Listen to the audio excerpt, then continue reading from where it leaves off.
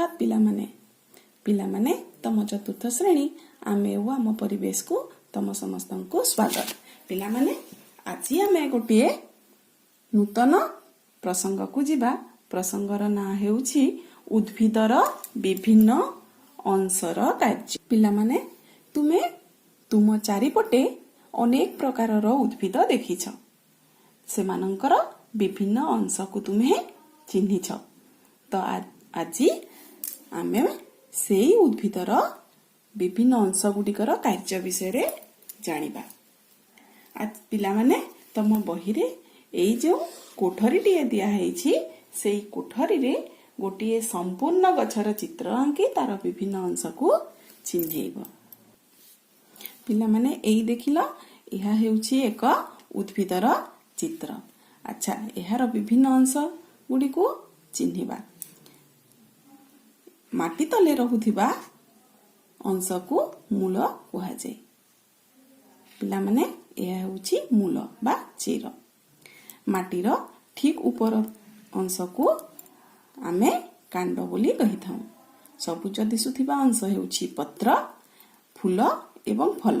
एगुडिक होउछि उद्भिदर विभिन्न अंश। तेबे पिलामाने आस आमे एही अंश गुडिकर गोटी गोटी करी कार्य गुडिक जानिबा। पिलामाने तम बही रे दीटा चित्र देखा जाउछि। चित्र 1 रे कोन करूछि पिलाटी गछकू उपाड़िबा पई चेष्टा करूछि। एवं चित्र 2 रे कोन होछि पवन बहिबा जुगु गछ गुडिक नई जाइछन्ति। अच्छा पिलामाने कहिला एही गछकू उपाड़िबा को जो चेष्टा करूछि गछटी उपुडुछि कि नाही। पिलाटी गछकू सहजरे उपाड़ी पारु नाही। कारण कोन होई पारे बोली भाबुछ? तमे केबे तम बगीचा रे अनाबना गछ उपाड़ीछ? गछकू उपाड़िला बेले तमको सहज लगे ना कष्ट लगे? पिलामाने गछर मूल बा चेर गछ माटी को जापुड़ी धरी रखी थाए, जहा द्वारा गछ को उपाड़िबारे आमको कष्ट लगे बा आमे उपाड़ी पारिबा नहीं। ठीक से ही बोलिया साधारण पवन रे मध्य गछ गुडिक उपुड़ी जाए नहीं। बड़ बड़ गछ रचेर बहु भीतर को जाई माटी को जापुड़ी धरी रखी थाए, जहा द्वारा से सहजरे उपुड़ी जाई नहीं।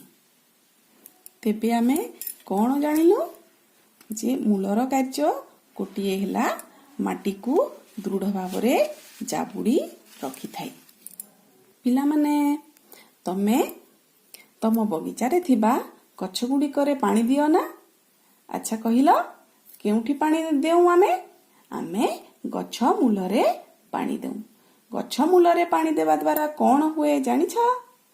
गछ मूलरे पानी देले माटी रे थिबा खनिज लवण पानी रे मिसी जाय, जहा कि चिर द्वारा सेही खनिज लवण मिसा पानी शोषित हुए ओ तार कांड बाट देई गछर विभिन्न अंश को जाय। एहा जानिबा पई आमे गोटे छोटिया परीक्षाटिए मध्य करि परिबा। गोटे ग्लास रे किछि नाली पानी नेई सेथिरे गोटे हरगौरा गछ किछि समय पई रखी देले देखिबा हरगौरा गछर चेर मध्य देई कांड ऊपर को धीरे धीरे पानी उठिबो, जहा कि लाल रंग होइथिबा जगु आमे सहजरे देखि परिबा।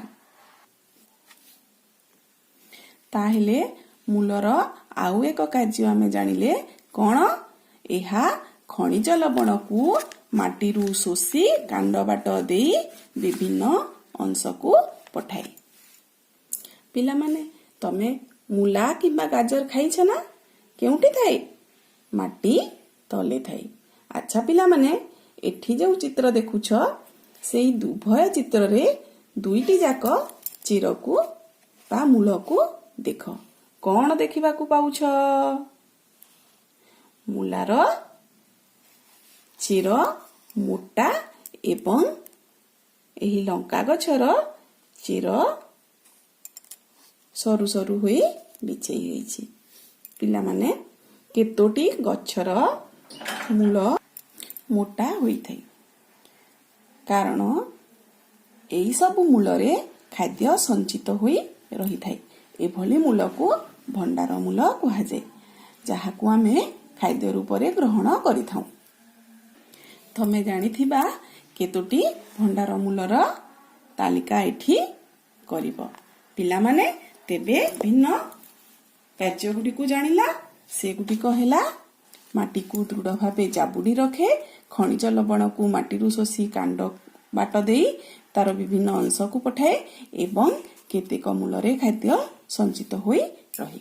ପିଲାମାନେ, କାଲି ଆମେ କାଣ୍ଡର କାର୍ଯ୍ୟ ବିଷୟରେ ପଢ଼ିବା।